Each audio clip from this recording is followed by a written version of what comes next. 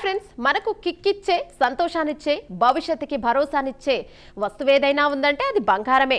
Gold అంటే అందరికీ ఇష్టమే. కొందరికి ఆభరణాలుగా, మరికొందరికి అసీట్గా కారణాలైనా బంగారానికి ఇచ్చే విలువ మారదు. అయితే అనగనగా ఒక నగరం ఉండేది. అక్కడ ఒక ఇల్లు కాదు, ఒక గుడి కాదు, ఏకంగా నగరం మొత్తం స్వచ్ఛమైన బంగారంతో కట్టబడి ఉందంటే మీరు నమ్ముతారా? అవును, అక్షరాల గోడలు, రోడ్లు, రాజభవనాలు అన్నీ మెరిసే బంగారమే. దీనినే ఎల్ డొరాడో అని అంటారు. అమెజాన్ అడవుల మధ్య ఎక్కడో దాగి ఉందని నమ్మి ఈ నగరం కోసం గత 500 ఏళ్లుగా కొన్ని వేల మంది వెతికారు. కానీ వెళ్లిన వారు ఎవరూ తిరిగి రాలేదు. 2025లో లీక్ అయిన కొన్ని శాటిలైట్ ఫోటోలో అమెజాన్ అడవుల కింద వింతైన జ్యూమితీయ ఆకారాలు కనిపించాయి. అసలు ఎల్ డొరాడో ఉందా? ఈ నిధిని కాపలా కాస్తున్న ఆ శక్తులేంటి? ఈ అడ్వెంచర్ మిస్టరీలో ఆ రహస్యాలను ఛేదిద్దాం. ఫ్రెండ్స్, ఎల్ డొరాడో అంటే మొదట్లో ఒక నగరం పేరు కాదు, అది ఒక వ్యక్తి పేరు. 16వ శతాబ్దంలో స్పెయిన్ దేశస్థులు దక్షిణ అమెరికాకు వచ్చినప్పుడు ఒక వింతైన గిరిజన ఆచారం గురించి విన్నారు.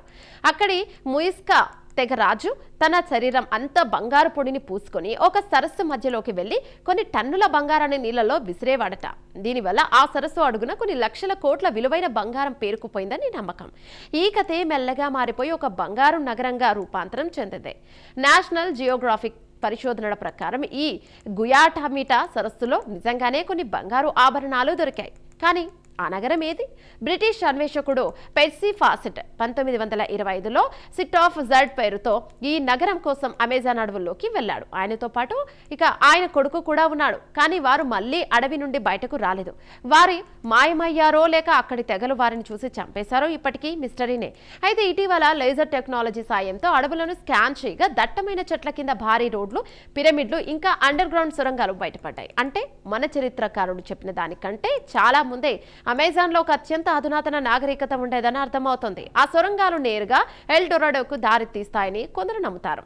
ఎల్ డొరాడో నిధి కోసం వెతికిన వారికి ఒక శాపం తగులుతోందని అంటారు. 1595లో సర్ వాల్టర్ రాలీ అనే ఇంగ్లీష్ నావికుడు దీనికోసం వెతికి విఫలమై చివరకు తన కొడుకుని కూడా కోల్పోయాడు. ఇక్కడ వింత ఏమిటంటే ఆ అడవుల్లోని కొన్ని తెగలు ఇప్పటికీ అపరిచితులని లోపలికి రానివ్వరు. వారు దేన్ని కాపాడుతున్నారు? 2024లో బ్రెజిల్ సరిహద్దులో కొన్ని వింతైన బంగారు విగ్రహాలు దొరికాయి. అవి మనుషులు చేసినట్లు లేవు. వాటి మీద ఉన్న గుర్తులు మనం ఇదివరకు చూడని నక్షత్ర మండలాలకు సంకేతాలని కొందరు ఆర్కియాలజిస్టులు అభిప్రాయపడుతున్నారు. అంటే అట్లాంటిస్ లాగే ఎల్ డొరాడో కూడా ఒక గ్రహాంతర నాగరికతకు కేంద్రమా? ఇటీవల నాసా శాటిలైట్లు అమెజాన్ బేసిన్ లో కొన్ని వింతైన హీట్ సిగ్నేచర్స్ ని గుర్తించాయా?